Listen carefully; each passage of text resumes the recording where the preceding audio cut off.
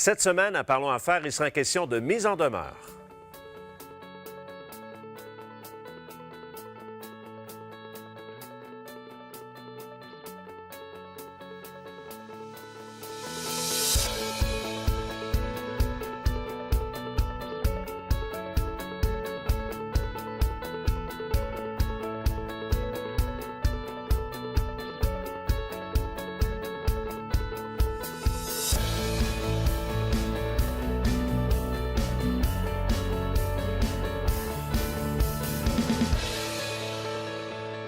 Bonjour tout le monde, bienvenue à nouveau à l'émission Parlons Affaires de cette semaine. Je vous présente l'équipe de Leminolet qui est avec moi en studio et notre invité dans quelques instants. Mais tout d'abord, Sylvain Moisan. Bonjour Michel. Et Martin Letourneau de Leminolet. Merci d'être là. Et notre invité de VotreMiseEnDemeure.com, Louisa Lacab. Bienvenue, Louisa. Bonjour. Pour connaître et découvrir VotreMiseEnDemeure.com, regardez bien le reportage qui suit.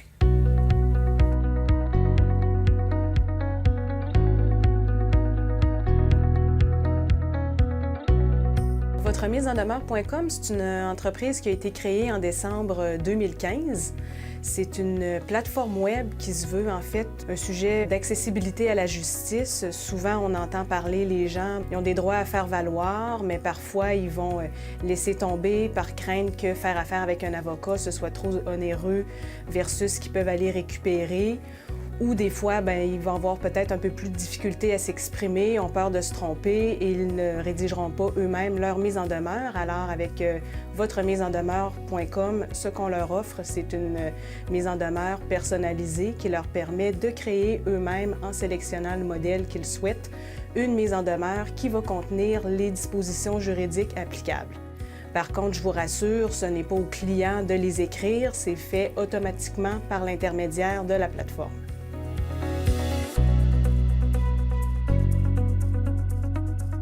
VotreMiseEnDemeure.com s'adresse un peu à monsieur, madame, tout le monde, tant les individus que les petites entreprises. Ce qu'on offre sur la plateforme, c'est certains modèles types de mise en demeure les plus fréquemment utilisés. Par exemple, la blessure corporelle pour quelqu'un qui se blesserait sur un trottoir. On a aussi le non-respect d'une entente d'un contrat, le non-remboursement d'un prêt et bien sûr la facture impayée qui servira dans ce cas-ci beaucoup plus aux entrepreneurs. Le client qui souhaite rédiger, bien sûr, la mise en demeure se connecte sur Internet, va au www.VotreMiseEnDemeure.com, sélectionne le type de modèle qu'il souhaite transmettre, ensuite procède au paiement. Tout se fait en ligne. Lorsqu'il procède au paiement, il aura accès au formulaire. Le formulaire lui pose des questions.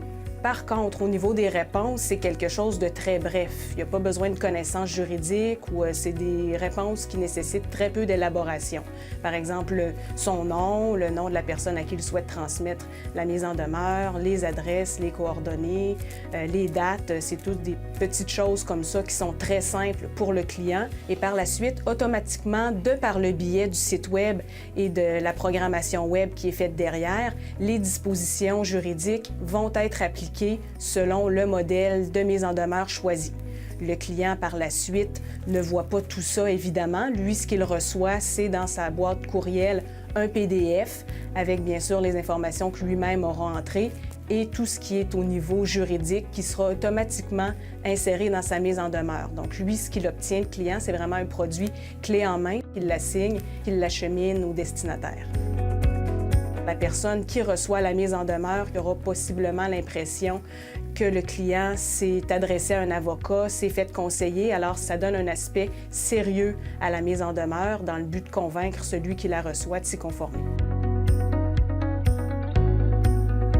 VotreMiseEnDemeure.com se veut à la base entièrement en ligne, tant au niveau de la sélection de la mise en demeure que du paiement, que de la transmission.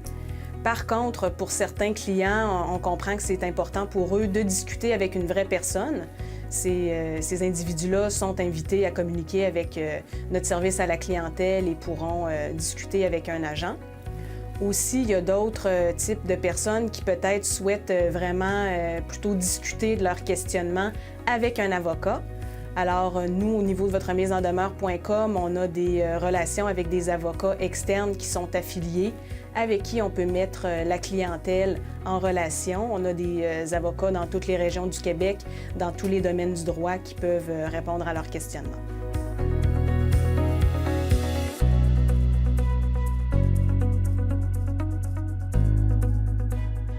Nous sommes de retour en studio avec Sylvain qui a une question pour notre invité. Oui, Louisa, ça pourrait être intéressant de nous expliquer les principes des mises en demeure. Qu'est-ce que c'est qu'une mise en demeure? Oui, c'est une excellente question. En fait, souvent, on entend parler de mise en demeure, mais on ne sait pas nécessairement à quoi ça fait référence. En fait, une mise en demeure, c'est une lettre dans laquelle on va demander à celui qui la reçoit soit de faire quelque chose ou de ne pas faire quelque chose. Donc, par exemple, généralement, on va lui demander de faire quelque chose, c'est-à-dire de payer une somme d'argent. Par contre, ça peut être de cesser de faire quelque chose. Par exemple, de nuire à notre réputation ou dans un contexte de travail, si on a une clause de non-sollicitation, notre employeur pourrait nous envoyer une mise en demeure pour que l'on arrête de concurrencer son entreprise. Et donc, c'est la première étape, généralement, avant de dire qu'on va aller devant les tribunaux, par exemple. Oui, mais en fait, c'est un bon réflexe pour deux principales raisons. La première, c'est que la personne qui reçoit notre mise en demeure peut s'y conformer tout simplement. Alors là, on est gagnant. Par contre, si elle ne s'y conforme pas, lorsqu'on va dans les tribunaux, c'est possible de demander au juge à ce que les intérêts sur les sommes que l'on réclame débutent au niveau de la date à laquelle on a transmis la mise en demeure. Comme on le sait, avec les délais juridiques, des fois, ça peut représenter 1 an ou 2. Alors, c'est des sommes qui nous permettent d'être réclamées à ce niveau-là lorsqu'on a transmis une mise en demeure au préalable. Louisa, où est-ce que t'es venue l'idée de partir le site votremiseendemeure.com et les tout débuts, puis qu'est-ce qui t'a amené à cheminer vers ce site-là? Oui, en fait, je vous dirais que l'idée est venue il y a environ 2 ans. C'était en remplissant une demande à la Cour des petites créances, où c'était un peu le même principe, c'est-à-dire on ouvre un compte, puis c'est des questions déjà préétablies qui nous sont posées sur le site des petites créances auxquelles on répond, et par la suite, ça nous dresse une demande aux petites créances. Alors, de notre côté, on s'est dit, bien, pourquoi pas adapter aux mises en demeure, adapter le même contexte aux mises en demeure, parce que, bon, des fois, les gens se disent, oui, il faut que j'envoie une mise en demeure, mais j'ai peur de me tromper, qu'est-ce que je dois écrire? Alors, à ce moment-là, le but de l'entreprise, c'est d'avoir des formulaires déjà préétablis selon diverses situations pour lesquelles le client qui sélectionne son modèle de mise en demeure n'a pas à se casser la tête. Il n'a pas à se dire, bon, ben moi, je ne suis pas un juriste, je ne sais pas quoi écrire, comment je fais ça pour que ça ait l'air professionnel, comment je fais ça pour que l'autre personne comprenne bien ce que je veux. Alors, à l'aide du site, c'est des modèles déjà préétablis. Pour l'instant, bon, il y a blessure corporelle, respect d'un contrat, facture impayée, des choses comme ça, des choses qui sont très simples puis très, je vous dirais, qui s'appliquent facilement à la vie courante. Alors, la personne, tout ce qu'elle a à répondre, c'est des informations très basiques et c'est nous, votremiseendemeure.com, qui ajoute aux informations que le client aura rentrées, on ajoute nous-mêmes automatiquement les dispositions juridiques. Alors, c'est pour ça que c'est important de bien sélectionner le type de mise en demeure. Donc, par exemple, si on parle du formulaire blessure corporelle, évidemment, si quelqu'un chute sur un trottoir, a subi des blessures, souhaite se faire indemniser, ce sera un formulaire tout à fait à propos pour cette situation-là. Par exemple, au niveau des factures impayées, bien évidemment, on a plusieurs gens d'affaires qui arrivent parfois, qui ont offert un bien, qui ont offert un service, mais qui ont de la difficulté à se faire payer par leurs clients. Alors, à ce moment-là, ils sélectionnent ce formulaire et la mise en demeure leur est automatiquement rédigée. Par exemple, on a aussi respect d'un contrat. Donc, ce que ça peut viser, c'est par exemple, j'ai fait affaire avec une entreprise, je considère que le service, soit elle ne me l'a pas donné du tout, ou elle me l'a donné qu'en partie, ou on m'a chargé plus que ce qu'on m'avait dit auparavant, etc. Donc, c'est des situations qui peuvent faire l'objet d'une mise en demeure avec le respect d'un contrat. Et on a une autre mise en demeure aussi qui est prêt d'argent. Donc, par exemple, j'ai prêté à mon voisin une somme d'argent. Malheureusement, il devait me rembourser à date X. S'il ne l'a pas fait, je souhaite bien sûr être remboursé. Alors, je lui transmets une mise en demeure à l'aide du formulaire prêt d'argent.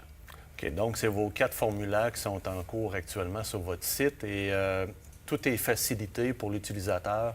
Les formulaires sont préformatés et c'est très, j'imagine, visuel et facile à utiliser. Oui, c'est sûr qu'on a accès sur un produit qui est vraiment très convivial. Alors, le tout se fait en ligne. La personne se rend sur le site web, évidemment, au www.votremiseendemeure.com. Elle sélectionne le modèle de mise en demeure qu'elle souhaite envoyer. Lorsqu'elle le sélectionne, elle clique, évidemment. Le paiement se fait en ligne, soit par PayPal ou avec une carte de crédit. Et par la suite, elle a accès au formulaire. Sur les formulaires, c'est des questions très simples qui sont posées à la personne. Donc, par exemple, son propre nom, ses propres coordonnées et ceux, évidemment, de la partie adverse. Donc, le nom de la partie adverse, son adresse. Puis, ensuite, tout est complété avec les dispositions juridiques, notamment au point de vue du Code civil du Québec, pour faire en sorte que la mise en demeure, le produit, soit vraiment d'aspect professionnel. Lorsqu'on envoie une mise en demeure, notre objectif est évidemment d'être payé ou que la personne qui la reçoit obtempère à nos demandes. Alors, ce qu'on a fait en sorte avec votremiseendemeure.com, c'est d'être le plus convaincant possible en ajoutant les dispositions juridiques. Une fois que le client a tout rempli les champs, puis ça prend peut-être 2 ou 3 minutes, là, c'est quelque chose de très rapide. Il reçoit directement dans sa boîte courriel le produit final. Donc, il n'y a rien à modifier. Tout ce qui lui reste à faire, c'est de l'imprimer, le signer et l'acheminer à la partie adverse. Donc, tout ça se fait dans la même journée? Oui, c'est ça. C'est dans l'espace de quelques minutes, la personne s'installe sur son écran, sur sa tablette, son téléphone cellulaire.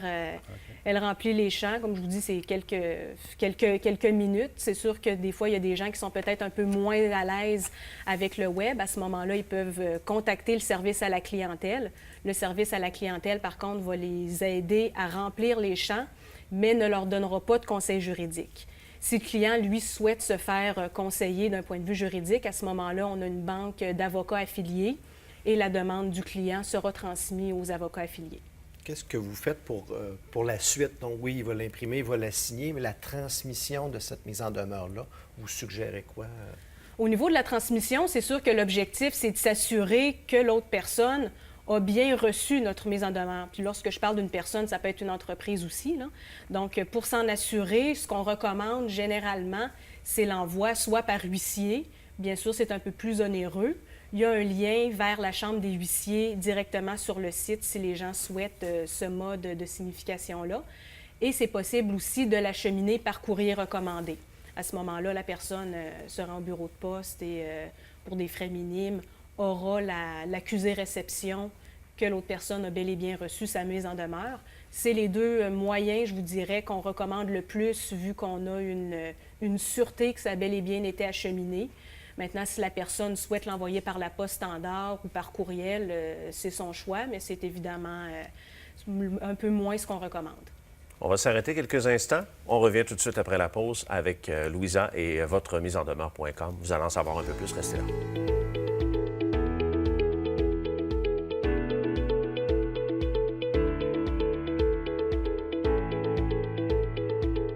Personne n'est à l'abri du surendettement, que ce soit à la suite d'une perte d'emploi, d'une maladie ou encore de la perte de contrôle du budget familial. Chez Le Minolet, nos professionnels prendront le temps, lors d'une rencontre gratuite, confidentielle et sans obligation de votre part, d'évaluer la meilleure solution à votre situation afin que vous retrouviez l'équilibre financier.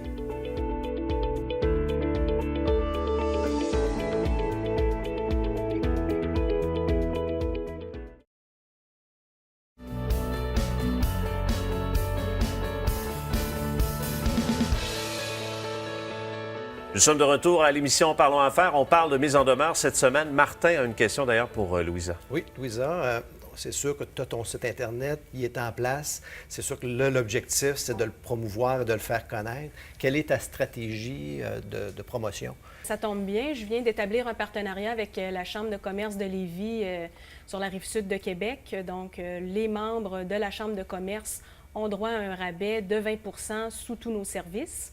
C'est sûr que je pense que c'est une très belle promotion pour l'entreprise. Ce qu'on fait aussi, c'est comme on est une entreprise en ligne, bien, on s'intéresse aux gens qui sont quand même assez à l'aise avec le web. Donc, on fait de la publicité aussi au niveau des réseaux sociaux, sur Facebook.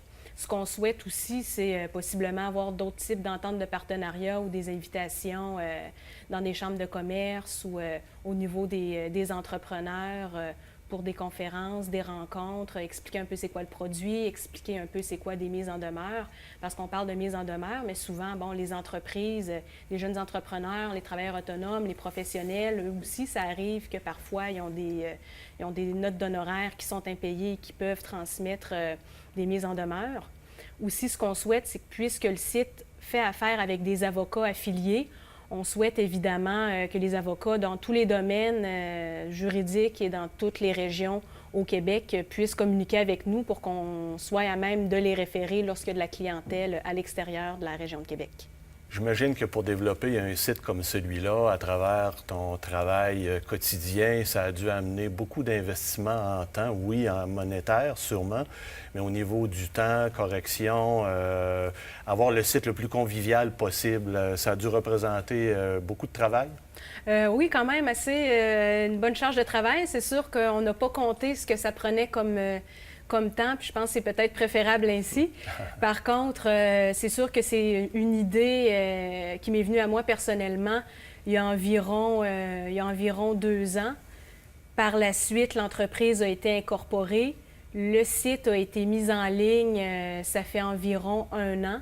Puis, il y a des ajustements, des modifications, parce qu'évidemment, lorsque le client se présente, sélectionne son type de mise en demeure, bien, on doit se positionner dans la tête de cette personne-là, que c'est probablement la première fois qu'il en rédige, qu'il connaît un peu moins ça. Donc, il faut se transposer pour faire en sorte que les questions posées soient le plus simples possible pour que la personne n'ait pas à se casser la tête puis se dire, bon, bien, qu'est-ce que je dois écrire ici? C'est ici que je donne cette information-là? C'est quoi? Donc, c'est sûr que ça, ce travail-là de transposition a nécessité beaucoup de temps. Au niveau de la confection du site aussi, puis de s'organiser à ce que le tout soit convivial. Évidemment, je vous dirais que le site actuel va bien sûr être mis à jour avec les nouveaux projets, des nouveaux modèles qui nous viennent en tête. On est souvent à l'affût des nouvelles idées. Des fois, on est ouvert aussi aux commentaires si les gens ont des questions, des suggestions. Puis ça nous fait plaisir de rajouter à ce moment-là d'autres types de formulaires sur le site. Donc, je vous dirais que c'est quand même en constante évolution, là. Ça fait 2 ans que ça a été, que ça a mijoté. C'est prêt, c'est en ligne, mais c'est sûr que je m'attends à ce que le travail soit à poursuivre avec l'évolution dans le temps. Continuellement. Oui. C'est un concept unique au Québec, là.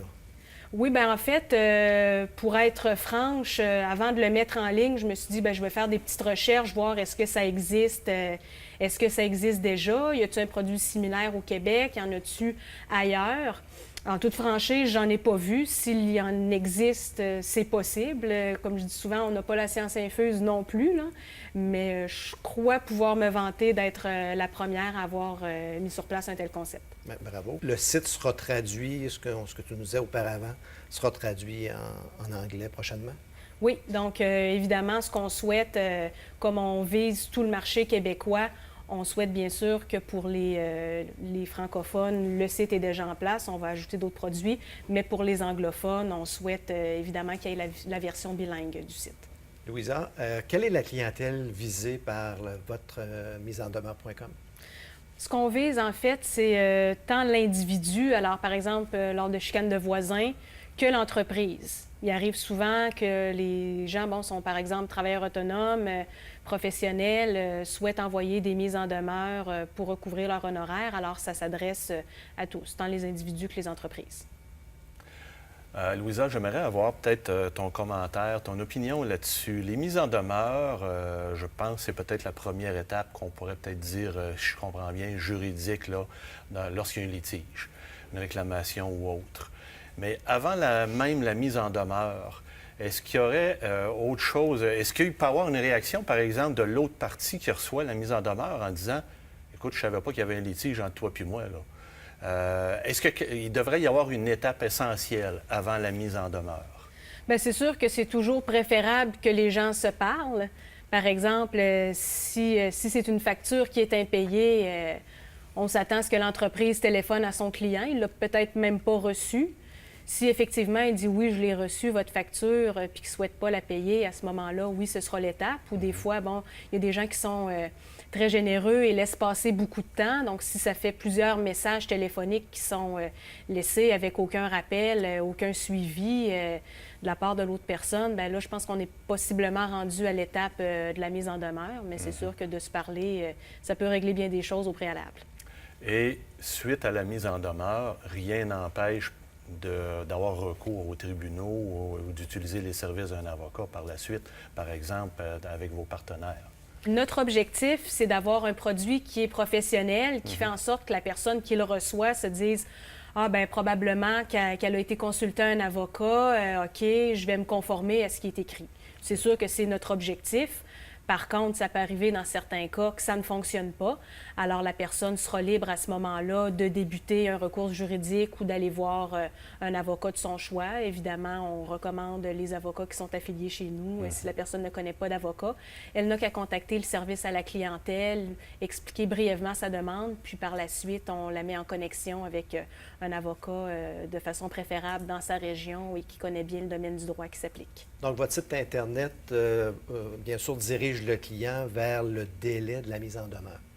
Oui, donc lorsque je vous disais tout à l'heure que c'est des questions qui sont très simples, il y a évidemment cette question-là, quel est le délai à la personne pour s'exécuter? Donc, on peut choisir 10 jours, 15 jours ou immédiatement. Dans certains cas, par exemple, une atteinte à la réputation, bien évidemment, on ne donnera pas un long délai à la personne. On souhaite que dès qu'elle reçoive notre mise en demeure, elle cesse. Alors, à ce moment-là, le client choisit immédiatement. Merci beaucoup, Louisa. On s'arrête quelques instants. On revient tout de suite après pour la conclusion de cette émission de VotreMiseEnDemeure.com. Restez là.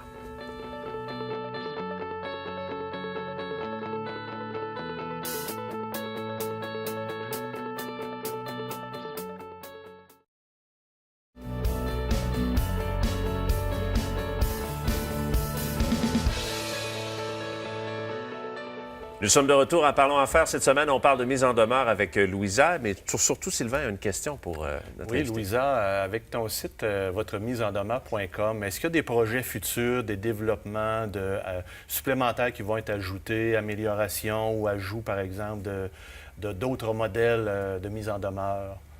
Oui, bien, c'est sûr que pour l'instant, ce qu'on a mis en ligne, c'était les modèles les plus fréquents. Ce qu'il faut garder en tête, c'est que puisque c'est un modèle qui convient à tous, on doit le penser afin que les individus qui achètent la mise en demeure, qui achètent le modèle spécifique, puissent le remplir de façon très simple, mais qu'il se trouve à être exportable de client en client. Alors, c'est pour ça que pour l'instant, il y a certaines mises en demeure et que le choix est restreint. Malheureusement, on ne peut pas avoir des modèles pour toutes les situations. On souhaite, et on est à l'heure actuelle en élaboration de nouveaux produits. Par contre, si un client se rend sur le site et voit que le type de mise en demeure qu'il souhaiterait envoyer n'est pas sur le site, à ce moment-là, il peut communiquer avec nous librement, nous en suggérer, ou s'il souhaite en créer une assez rapidement, bien, à ce moment-là, il sera mis en lien avec nos avocats affiliés. Est-ce que vous avez reçu des témoignages de clients qui ont utilisé le site VotreMiseEnDemeure.com puis qui ont eu une réussite? Oui, c'est sûr que le site est quand même assez jeune. Ce qu'on entend comme commentaire, c'est qu'ils apprécient beaucoup la convivialité, qu'ils pensaient que ça allait être plus compliqué que ça, mais que finalement, c'est très facile à remplir. Nous, c'était évidemment notre objectif. Puis aussi, on a une page professionnelle Facebook, alors la page de Votre mise en demeure sur Facebook, sur laquelle on met parfois des sites dans les journaux, des sites d'actualité, un petit peu des sites de vulgarisation juridique pour que ceux qui nous suivent sur la page Facebook de VotreMiseEnDemeure.com soient un peu plus au fait des nouvelles qui touchent l'actualité juridique. Au niveau de la foire aux questions, vous aviez dit que sur votre site Internet, là, préalablement à notre rencontre, que vous aviez une foire aux questions. J'imagine que vous bonifiez cette foire aux questions-là?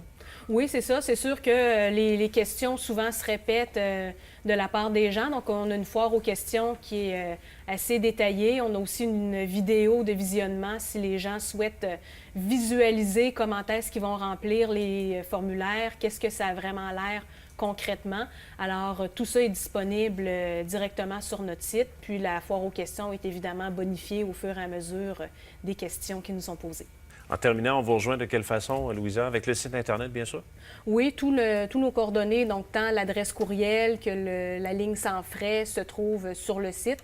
C'est le plus facile à retenir, comme l'entreprise s'appelle VotreMiseEnDemeure.com. C'est évidemment le nom du lien du site Web, alors très facile à retenir. Et sur Facebook, bien sûr, on peut communiquer avec vous également. Oui. Merci beaucoup, Louisa Lacquette, pour Merci. votre visite en studio. Merci, messieurs Sylvain et Martin de Le Minolet, d'avoir participé encore une fois. Merci à vous d'avoir été là. À la semaine prochaine.